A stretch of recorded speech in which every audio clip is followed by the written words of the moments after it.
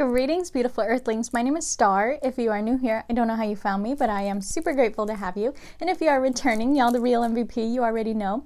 I wanted to do something fun today, my friends, to kind of break up the monotony of all of the deck reviews that have been happening on my channel lately. Don't get me wrong, I love tarot. I love tarot decks. I love getting tarot decks as presents, and I love reviewing them for you guys. But looking back on all of the videos I have put out recently, they've kind of all been deck reviews, and I'm sure that a lot of you get kind of bored of that content, especially when I don't post for a week and then it's another deck review. So this one's just a little bit different, and you know, feel free to like it or not. You know, you guys do whatever you want to do anyways, but this is something that I've been wanting to talk to you guys about for quite a while. I'm really glad that I waited on it though.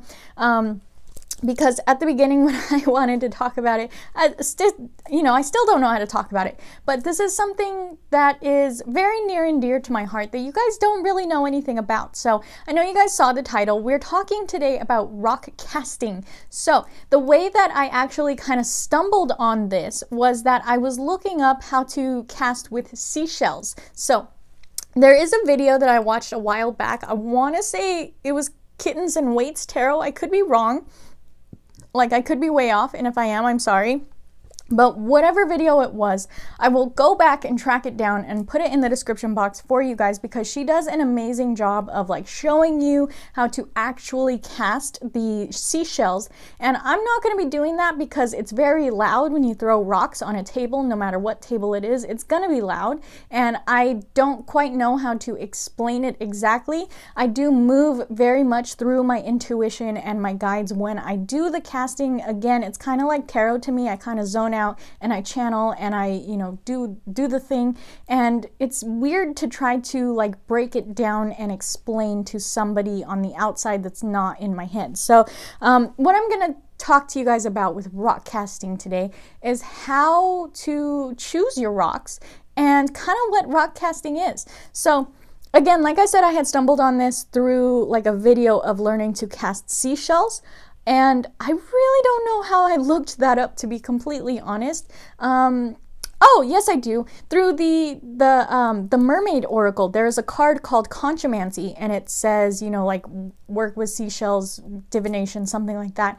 And I wanted to know what Conchomancy was because, as you guys know, like I used to identify as a sea witch. I used to do a lot of sea magic and water magic, and I kind of don't anymore. I do and I don't, but not as much as I used to. And I really wanted to kind of like reconnect with the magic I was doing with water and with the sea and everything. So I wanted to know what Conchomancy was and how I could do it. But the video of the girl who had done the Conchomancy had a whole bunch of really unique shells, and I don't have a whole bunch of really unique shells, so I got to get on that. I got to kind of put a set together before I can do all of that. And then through that video I found another one which was reading with Cowrie shells, and the Cowrie shells are kind of those little puka shells you usually see on like surfer chokers or bracelets. You know, they're sold all over the place down here in San Diego, but I don't have any at the moment. And apparently you can read with the Cowrie shells. They'll give you kind of yes or no answers. So I was practicing with that with little, I have like, what are they called? The little horned shells. I don't know what they're called. They're like conch shells, but they're tiny. They're like little snail shells. But I practiced with those, and they actually do work the same. So it's kind of all just casting and divination, all, you know, under the same umbrella. So if you guys are like rune casters, if you have ever used like the Norse runes, I don't know the word for it. I know there's a word, I don't know how to pronounce it. I'm not going to make a fool out of myself trying to pronounce it. If you have used the Norse runes, the Celtic runes, or the witches runes, this is all kind of the same thing that I'm talking about. So it's all just casting in some form or fashion. And you can also do this with bones. If you guys are the type of people that work with bones, that like to read bones, my Aunt Rose really does love reading with bones. And once I showed her, you know, the whole casting situation I was doing with the rocks, she was like, that's pretty cool. I'm going to see if I can do that. And she put a little bone casting set together because she has an abundance of bones. So this to me with rocks is very, very, very special because I have always been a little weirdo that collected special looking rocks to me. And when I was little, fun story for you guys, when I was little, I used to collect all of these rocks and I would paint eyeballs on them and give them all names because, you know, I'm a lonely child, so that's what I would do. And, you know, I just still to this day, I have boxes and bags of rocks all over the place in every room. My mom gets so mad at me because I have so many rocks in the house and I'm always bringing more rocks home. But it finally kind of paid off for, you know, the fact that I have learned to have this special connection with rocks. So for those of you guys who are here who don't believe in magic and, you know, the connection of spirit and things like that, I'm sure this is going to sound real weird to you, real out of the realm here, but everything is organic. Everything has life to it. You know, if it's an organic matter, that is. It has life to it. It has spirit. It has energy flow. It has vibration. So it makes perfect sense that as, you know, readers, as mediums, as spiritual, whatever you want to call us, we would be casting things that have organic matter, such as seashells or bones or rocks. They all had life in some form or fashion. I mean, except for rocks, but rocks are still organic. They were still created from the shifting of the earth and things like that. So what I suggest, if you are going to be casting rocks, one, choose your rocks wisely. Don't get giant rocks because, you know, big rocks are pretty and they're cool and they're nice to have around. But when you put a bunch of them in a bag and you try to throw them, it becomes a whole ordeal. So I do have a bunch of teeny tiny little rocks, and I do like getting these from like the dollar store or, you know, wherever I can. When I see a bag of real cool mixed rocks, I have to get it. For some reason, I just need those rocks in my life, and then they kind of just sit there. But I finally found something to do with these rocks. So here's this. I don't know if you can see that. It's my little set of rocks here. And this little box thing too I got from the dollar store. And what I had done was I mixed black paint with Florida water and salt to paint this to kind of keep the energy protected. I do have a big old stick of selenite as well as a piece of black tourmaline in there as well to protect the energy. And it is just in like a Yu-Gi-Oh card box, and I do cover it just to again protect the energy. You know, keep these kind of sacred, just as you would with like a tarot bag. You do want to keep the energy sacred. And I do have a stick of Palo Santo in there that I use to cleanse them every time I use them. But I do also have in here this is like my little seashells. And then these are extra rocks that like really called out to me, but I hadn't assigned any type of meaning to yet. So those are just in there for one day when I'm like bonding with them. Maybe they'll call out to me and give me ideas. But in essence, you want to pick really special, really different, very unique rocks that, if you're using rocks, again, if you're using seashells or bones or anything, it's the same concept, but we're talking about rocks here. So you want to pick something where they all look completely different from each other. You want to be able to tell them apart. You don't want to be looking at them like, is that this one or is that this one? And what I had done when I first started this is I just spent time with the rocks, okay? I felt like Ludo from Labyrinth, rocks are friends, and you know, this is what I do. I spend time with the rocks. So each and every single one of these rocks essentially told me what they kind of symbolized. So if you were the type of person to like write on your rocks or draw, you know, numbers or symbols or something on them, such as runes, that would make sense.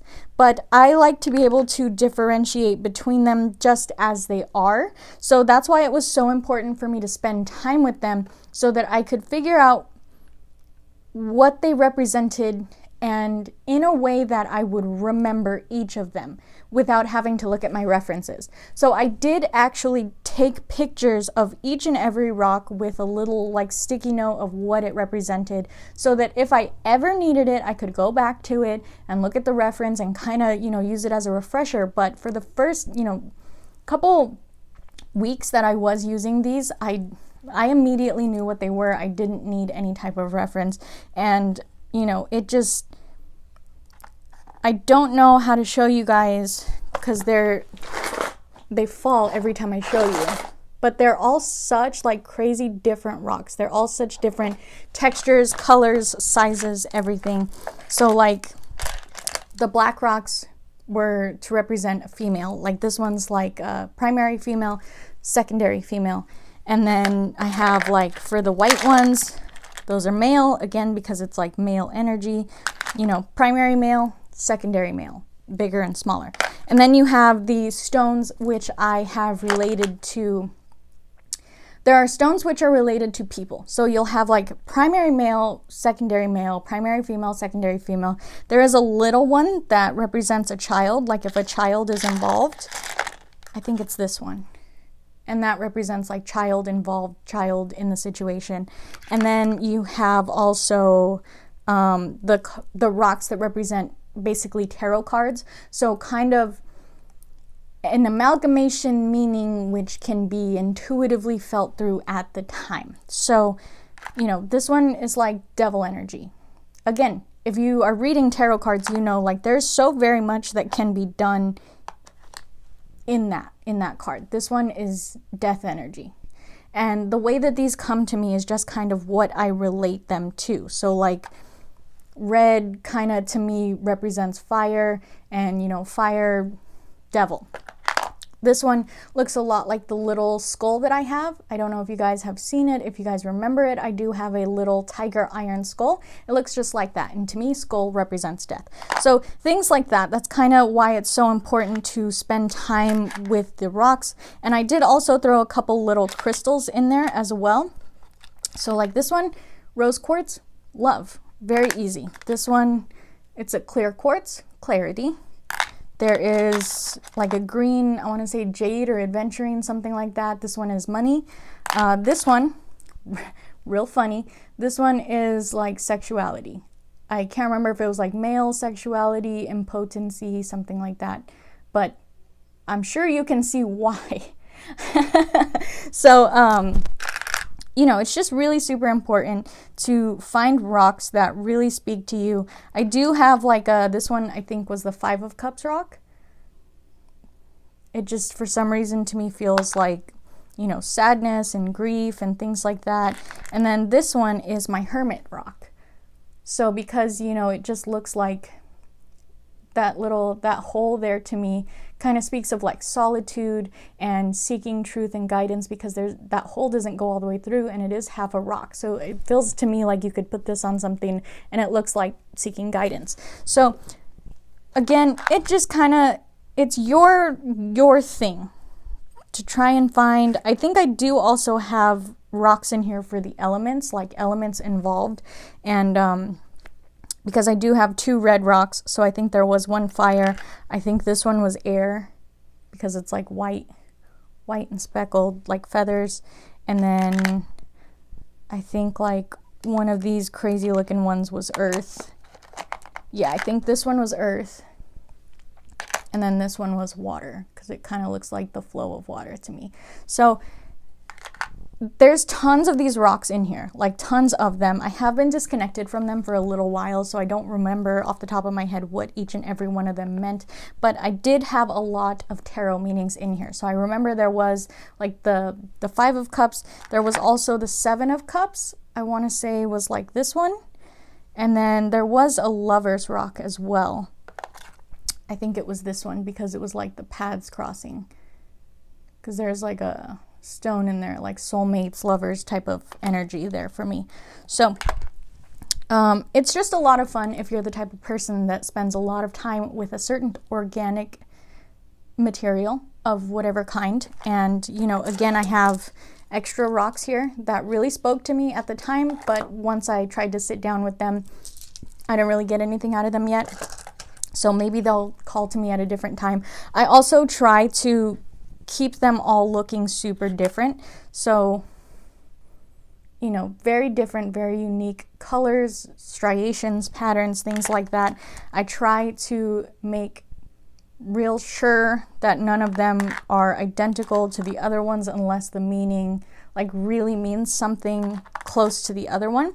So that's also another thing I need to consider when I am putting new rocks in there. Does this look like another one? Can this be confused with this one? Does it have something special on it that will differentiate it from the other one that it looks like, things like that. So in essence, what you are doing when you are casting rocks still, again, is divination. So you should still be kind of making a ritual out of it. And the point of casting is kind of to connect with your ancestors. This is more working with your ancestors than tarot. Tarot is working with your guides. So that could be, angels, deities, whatever guides are around you, whatever guides are around your client, things like that. That's what you're working with in tarot.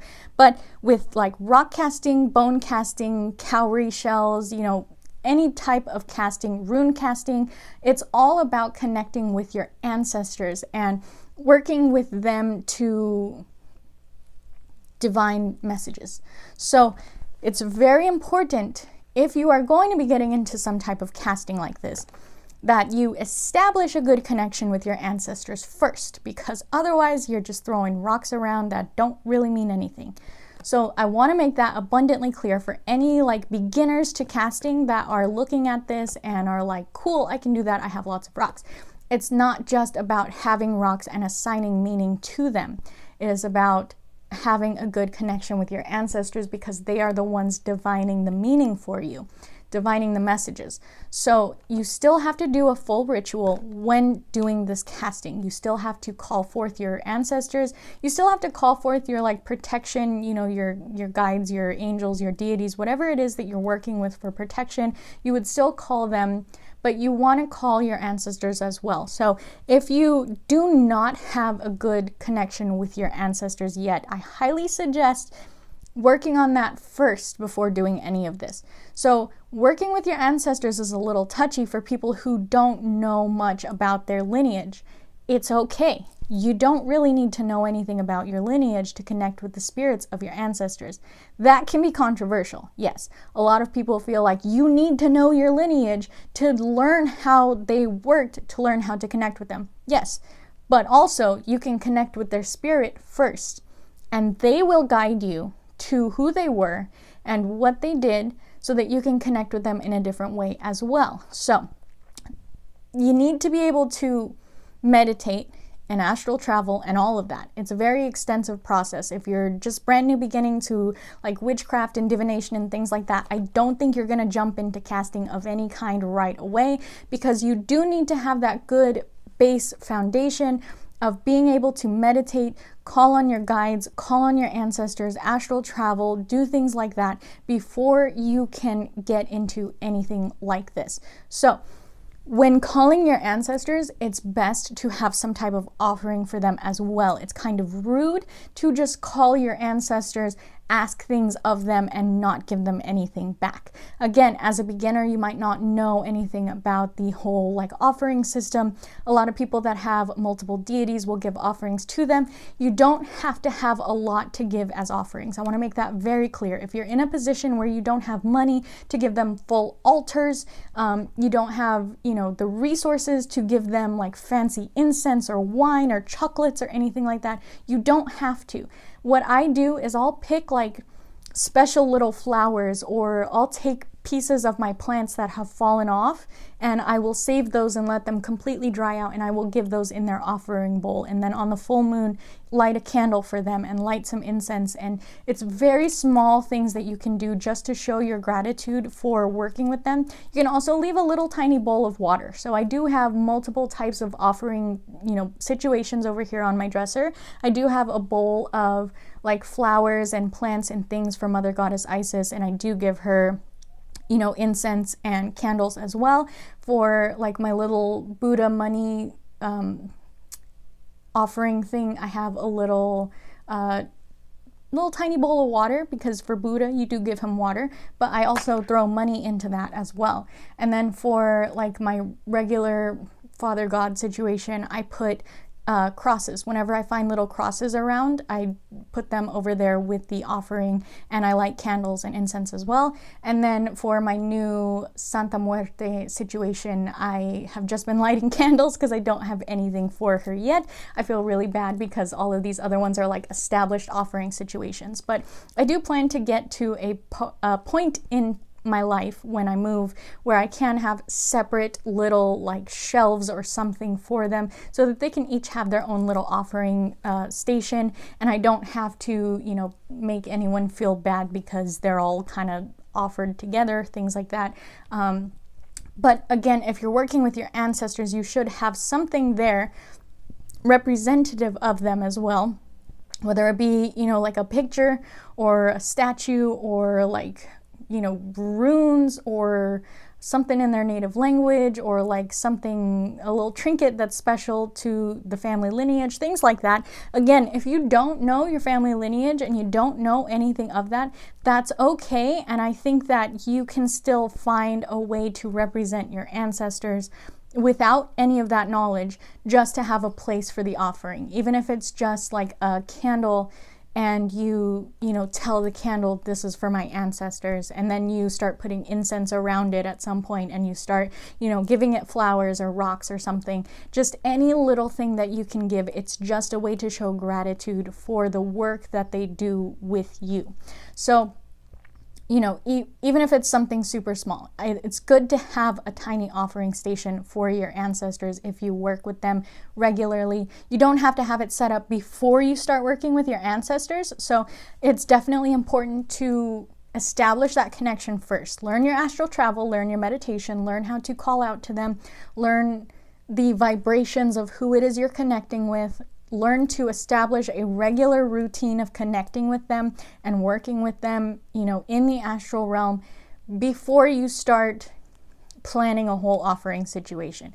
Because communication and establishing communication is a long road before you even start working with them, before they start lending their magic to you, stuff like that. So that all of that is kind of a precursor to casting of any kind, of rocks, of seashells, of bones, of runes.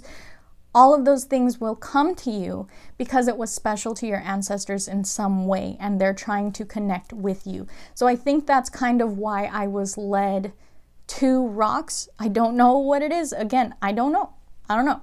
But rocks are special to me. They could have very well been special to my ancestors as well. And that could be why I happen to have an abundance of rocks and no abundance of seashells, you know, something like that. Because seashells work for me, but maybe, you know, my ancestors didn't have much to do with seashells or the sea or sea magic, stuff like that. So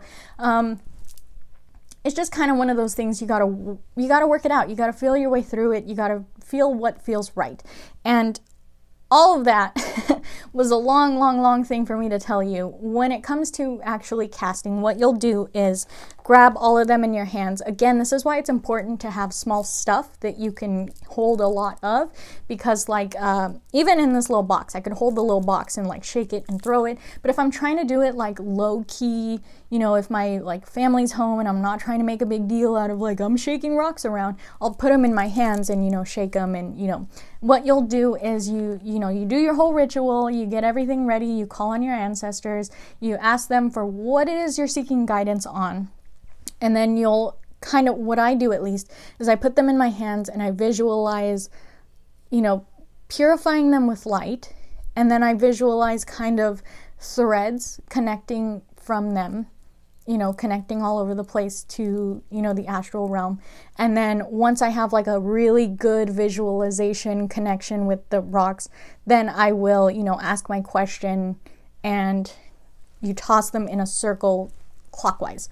So I really suggest, if you guys are interested in doing this and learning this, watch that video I linked in the description box about the girl doing the Conchomancy. She gives a beautiful explanation and she does the whole walkthrough of casting them and how to read them and how you would figure out how to read them. So what I do once I cast them, I'll look at them, you know, and I'll get the messages from my ancestors and everything. I'll get the full read on everything. And then I'll take a picture of it. That way I can go back and look at it, because what you're seeing at the moment is going to be different from what you see when you disconnect. So the message that my ancestors will give me immediately on is going to be kind of, you know, intuitively led. I'm going to get messages in bits and pieces for, you know, each and every rock or whichever rocks I'm supposed to see. And then when I, you know, take the picture, I say thank you to my ancestors, I disconnect, I pick all the rocks up, you know, and I cleanse them and everything, and then I look back on the picture, I can sit there and really analyze not only the distance of each rock from each other, the meanings and the proximity and the, you know, the patterns and everything. It really tells a fuller story, kind of like looking at an astrology map. Astronomy? Map of the stars. When you look at a map of the stars, it's different than when you're looking at a cluster of stars, right? And when you look at a cluster of stars, you're like, okay, I see that cluster of stars, and then you look at the whole map of stars and you're like, holy guacamole, there's a whole galaxy here, and there's so many planets, and there's so much going on in this cluster. So that's kind of what it's like for me personally. Looking back at the picture, I see a lot more fully what it is, and I will do kind of a written up thing where I add the picture to the document, and I do type out, you know, my experience, my, like, the ritual, the connection, the question, the throwing, the initial messages that I had gotten, and then kind of, you know, in closing, looking back at it, what I'm seeing now. And then if I really feel like fully necessary, I will go through and like write on there the rocks. I think I've only done that once. Again, that's why it's so important to have that connection with whatever it is that you're casting, so that you already know, even looking back, which rock is which, and you don't have to do any of that like writing things out and giving yourself more work than necessary. And if you don't really care to look back at any of this, you don't have to do the full like writing everything out and all of that, but I do suggest kind of like journaling the experience, maybe even like videotaping the experience if you're the type of person that has like a video diary or something, just because it could benefit you to look back on the guidance that you have been given and kind of see not even a pattern of like what it is you're seeking guidance for, but the guidance that your ancestors give you in return, and see if there's a pattern, and see if you can kind of start to like change the way that you're looking at things, or change how, you know, the progression of things are going, the same way you would with tarot. So I think that's all I've got to say about casting rocks, to be completely honest. It's a lot of fun to talk about, it's a lot of fun to do, and it's a lot of fun to kind of read for other people. I have done that before where I've read rocks for other people, but I want to get really good and confident with knowing my rocks backwards and forwards before I start offering rock casting as a divination option. I feel like I would probably only do it for friends though. I don't think I'd feel right charging for rock divination, rock casting, you know what I mean? But I thought that this was something fun I could share with you guys. Just kind of another part of my life that you don't really know about, that does really mean a whole lot to me, that is really cool. And I feel like a lot of people are drawn to casting in some way, some form or fashion. I know a lot of people are really drawn to the idea of runes, but they don't have any like Nordic, Celtic association. And when they're working with the runes, they're like, I just don't feel it, I'm just not connecting. And you know, there's just so many different types of casting. Once you fall down the rabbit hole, you'll see there are so many different options for you. But it's just, again, it's personal preference and kind of working with your guides, your ancestors, to get to that resolve and figure all of that out. So if you guys made it to the end, if you stuck around for me, give me a big old thumbs up. You know, that helps me out so very much. And say whatever you guys want in the comments. Let me know if you dig this kind of video and seeing the other things that I do in the realm of magic, because I don't really share a lot of that with you guys. I try to keep my channel very tarot focused. But I do kind of the occasional magic and things, so it's nice to be able to like talk to you guys about it and share something that you might not know very much about just yet. So I really hope you guys enjoyed this video. I hope you guys check out all my links in the description box. You know that you can join my Facebook tarot community, Tarot Readers Unite. You can go check out my Etsy shop if you are looking for any beginner tarot kits, tarot cleansing kits, any type of protective jewelry, or handmade tarot bags. You already know you can send me a tarot or oracle deck with that wish list in the description box as well if you would like to send me something to review or for a gift. And don't forget to check out my friend Katie's Etsy store, 3E Candle Co. She's having a Mother's Day sale right now, 30% off of everything in the store. My code probably won't work at the same time, but you know, just go check it out if you want to get some, you know, nice candles and gifts for mom, do all that fun stuff. And I really hope that wherever you guys are when this video reaches you, my friends, you have a beautiful, wonderful day, and I can't wait to see you in the next one. Namaste.